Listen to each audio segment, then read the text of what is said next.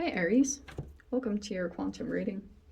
This is for Aries, Sun, Moon, Rising. Welcome to Crosswatchers. Crosswatcher, you could be dealing with an Aries. Message could be for you. Take it however it resonates with you and your situation. Keep in mind these are general, timeless readings. If you guys are wanting to check out any of my services, my website is linked down below. And you can follow me over on Instagram if you would like. Taurus just got that. And thank you guys so much for liking, subscribing. Thank you for all the ways you've supported the channel. Let's dive in. Should I take that one too? Why not? Why not? All right. Actually, yes, because I have no idea. I might have to look up this word. I did look it up one time. Actually, I don't really have to. If I can go by Uranus, I can. That sounds terrible. Okay, let's be mature, Joss. We have malachite, eudaimonia. You guys can Google it. I have looked up. I'll look it up. Hold on. All right. Eudaimonia, which I'm not going to say it right. It's the intuitive self, enhanced creativity, and mindset. It's a philosophy pertaining to each individual self and finally living in your knowledge.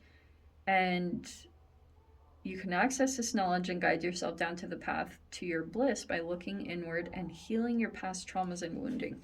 I actually really love this because sometimes I have thought specifically about how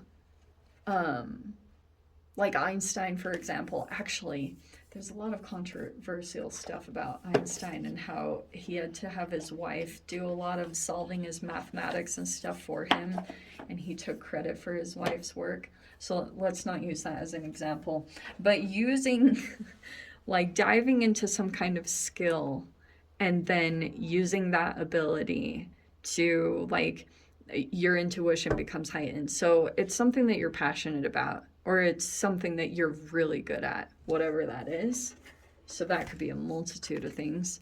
But I think every human, no matter if you're good or bad or whatever, you're given some kind of gift in this lifetime and you're meant to nurture it. It's some type of fascinating thing that keeps you connected to yourself, and then there's much more of an allowance energy to you. Like what is meant for you will come in toward you as long as you stay connected to your gift. I really do believe in that. I think every human has that. And so we have red jasper with conviction and the Eteman star. And there's black tourmaline, regeneration, and Pluto. Okay, Pluto is very intense. Pluto also this month is moving in just a few days, is actually moving into Aquarius, which is actually kind of crazy that you have Uranus there, because Uranus rules Aquarius. You could be dealing with an Aquarian. Uranus is very rebellious. Okay, it's against societal norms. You specifically have Pluto and like Aquarian type energy that are coming in. Scorpionic, Pluto. See, there is something significant that you might feel the influence of this Pluto and Aquarius shift that's happening on March 23rd. Okay, I wouldn't be surprised, especially for those of you if you have Aquarius placements or if you are connected to an Aquarius. Pluto energy is talking about, like, the way I think it manifests is it's a cellular manifestation that can turn into power dynamics. Okay, and Pluto it's demanding some kind of regeneration, like something needs to change because certain patterns or behaviors Pluto's death, sex, transformation, taxes, all that stuff involved. So we have Peacock with beauty and completeness, probably because you guys could be coming across as very beautiful and complete, or that's someone else that you know. We have the Bee with responsibility and dedication. I think that's what you have to upkeep on, is like almost stay beautiful or stay connected to yourself, and then we have the deer. Ah, I love this. Okay, so you have grace and kindness. Okay, the bee energy talks about teamwork, yes? So it's like whatever goes on in the environment, you know how bees communicate vibrationally by, like, they do a little wiggle. In fact, I listened to that one time in this quantum mechanics and quantum physics lecture. There was a person in the audience and they were doing the Q&A, and he was like, could you please talk about bees and how, I don't know what I was saying, but he was like asking questions about possible quantum entanglement when it comes to bee communication, which I thought was very fascinating, because bees do that. Like, they do little dances and things like that to communicate something specific. So there could be something going on in communications, possibly to a teamwork situation or a group situation. And it could be about this Pluto energy, but you are going to have a lot of grace and kindness in this situation, because everything that you put out, you get back times like 10, 20, whatever you want to say. So the more grace you have for people, the more that you're going to get back. All that good stuff. So let's see. The conviction is in here. So I wonder if you are, Aries, in a process of, like, your conviction is becoming stronger about something that you know to be true, but it might actually go against a group situation. You might have opposing energies that don't really agree with what you're doing, and there's responsibilities to this. This dedication is like, maybe you feel very dedicated to a particular cause or to a networking environment, and that could be at the forefront while you're continuing to do something very specific. But you have, like, you might have to keep up with your own upkeep. You know what I mean?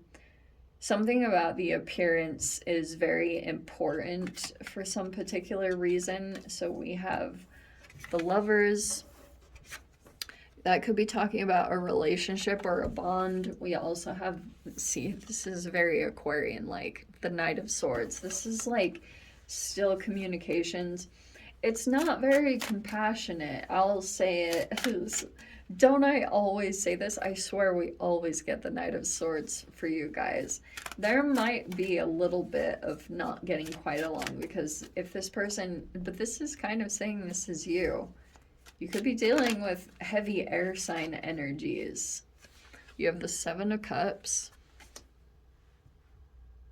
Are you? That could be fantasies. This can also be limerence, okay? I do think that. I'm going to say, like, limerence is a freaking, like, it's a trauma response, okay? So this person can be very, like, blunt, but it also could be because, like, they've been through a lot right here. This is a person not quite grounded in reality, yes? And that could be also connected to, like, Saturn is moving into Pisces. God help us all. And it's, like, very...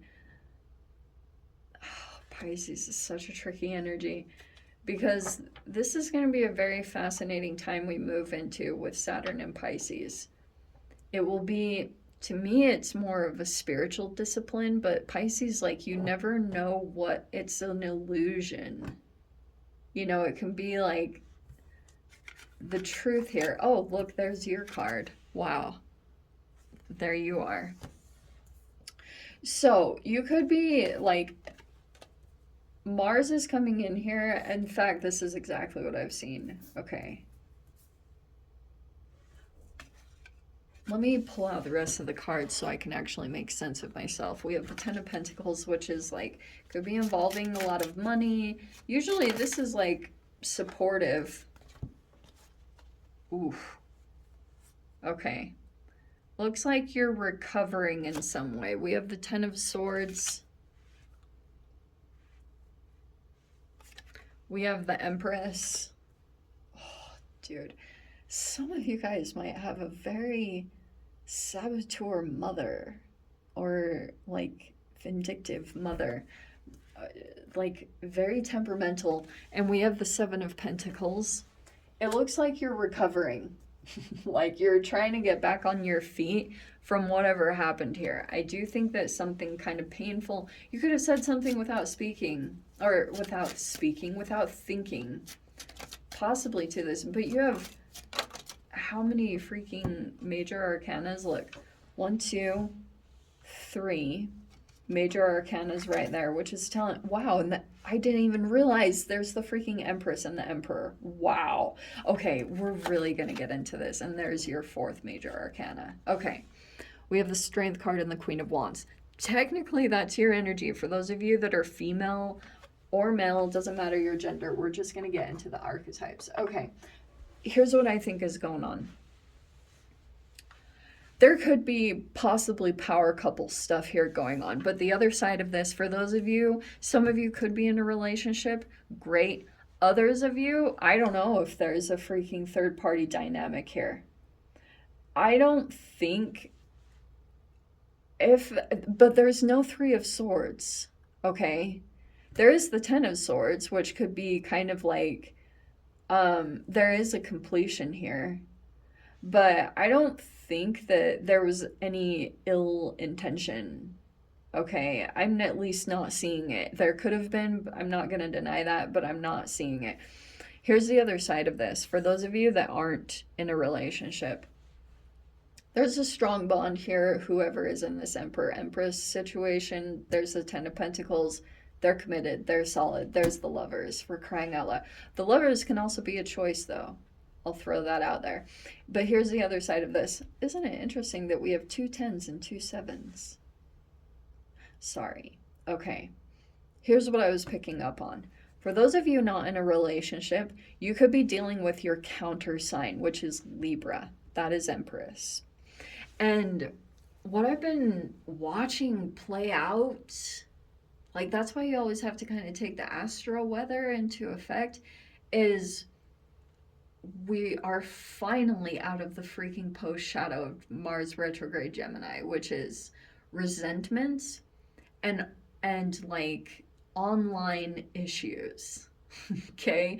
And it's also, I will say that Mars, if there were resentments building up, or I don't know, any kind of negative energy, that's what played out recently. For those of you, if this was involving either just some kind of relationship dynamic in your life, this is what you were dealing with, is the Empress over the past like 6 months.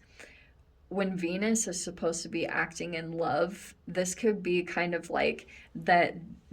Any kind of strategy that came in from the Emperor could have been misperceived, because the 7 of Cups is saying that there was like, this is an illusion that came in to play. All right. And so, but that, like I said, this could have been a person here that was dealing with limerence. It wasn't like, it's like they weren't grounded or looking at facts or anything. It was just like completely, this person was dissociating from something very painful happening in their reality. And that's what, and the more grace and kindness you can have, like for example, if this had threatened some kind of connection, like this is like a succubus kind of energy. Do you know what I mean? This can be a person here said something without thinking. It could have been affecting in some way a dynamic. If this isn't actually you guys in a relationship, this can totally be like a mother and father. And like, yeah, that could be some interesting thing going on. But over the past 6 months, because of any underlying resentments that needed to be processed and taken care of with the Emperor, especially for those of you, if you were feeling any kind of like issues or there was confusion, especially the Gemini is all about technology and communications, things that came up like that, the more grace and kindness that you can have in this situation, the better. things are not at all what they seem. I mean, you know that as being human. It's not like that's some kind of new information. I do think that, to be completely honest, when it comes to this particular situation, the strength card with courage is like, yeah, having to stay strong and courageous in this particular situation. But do you know what actually requires more courage is kindness and grace? I'll tell you 100%, because it's so easy to like, maybe not for everyone, when you're dealing with an air sign or a freaking fire sign. I feel like there are each sign that just can cut you with words. Here's my take on it, okay? I would say every Aries I've met tend to, like, they're just blunt. Um not so surprisingly, not as much Geminis. They're highly intelligent, but I would say Capricorns, Sagittarians, Scorpios. I like naming all the signs, and Aquarians. Like, those are probably the main signs I would say that are freaking just like, say whatever is on their mind, you know. And the strength in this situation, it's not to say that you guys can't say what you want to say, because I feel like I always give you guys this talk. I'm so sorry. But I do think that grace in this situation is going to be what will get things moving forward or help things along. Because there's a person here genuinely traumatized, still learning, you know. But I have seen that in general playing out all across the board, you know. Actually, I'm like, some of the manifestations that are playing out in the collective right now is, I think, some of the chemicals, like a lot of food that's unknowingly been poisoning people and causing all these health issues. It's like causing gaps in the energy, and it's like creating all these really crazy manifestations, like in personality expressions and stuff. And the way people are trying to fill their void passed down from parents' pain, ancestral, is like trying to fill it with like nutrient missing energy. There's like all these really fascinating connections between like food and then archetypal developments. And I think that's one way that I've seen it become expressed, because I had this recently, like, they're between the person. No, no, no. Yeah. So, like, yeah. No, I'm not going to talk about it. It's too much. Oh, I need to get some food. I just did yoga and I'm really drained. So, anyway, um, I think that there's like something about investments happening. Seven of Pentacles. There could be something going on with investments. Because Seven of Pentacles is saying like there's a groundedness happening now, which I think is there's a truth coming in about this Seven of Cups energy, like coming out of the clouds and now taking practical action to get forward in a particular way, move toward your goals. I think that's going to bring a lot of confidence, and you might be confronting some kind of fear over this next week that you'd had for a significant amount of time, Aries. I think that's going to help you a lot. I don't have to tell you guys anything new, but this is like you're investing in either commitment or possibly another person. I'm not going to lie, but I will say there could be a choice here with some energy is like there, if you're the one sitting in this position, Aries, there could be a choice here that you need to make about, I don't, if you guys are a boss, that could be the other side of it, is like making a choice about a particular person. Do you know what I mean? It's one of those kind of things. So you might be making, like, deciding about a couple of people that you are, yeah, like, this is a really fascinating, I just feel like there's a really interesting dynamic about who you're observing you're connected to right now, or who is specifically coming forward towards you to show you something about yourself. And it's like these two particular people with the Knight of Swords and the Empress card. There's two here. And there could be a choice here about either in business. So I wouldn't negate that at all for those of you. You might be deciding to who you want to be connected with at this time, because maybe that's how you're moving into more stability. I think that's going to come up to the forefront for you this next week. Because you have this bee with all about like teamwork and like being connected to the right people. It's so freaking important. So you might be looking at values and ethics, and you know, that's what an emperor would do, sitting in the position of authority that they would.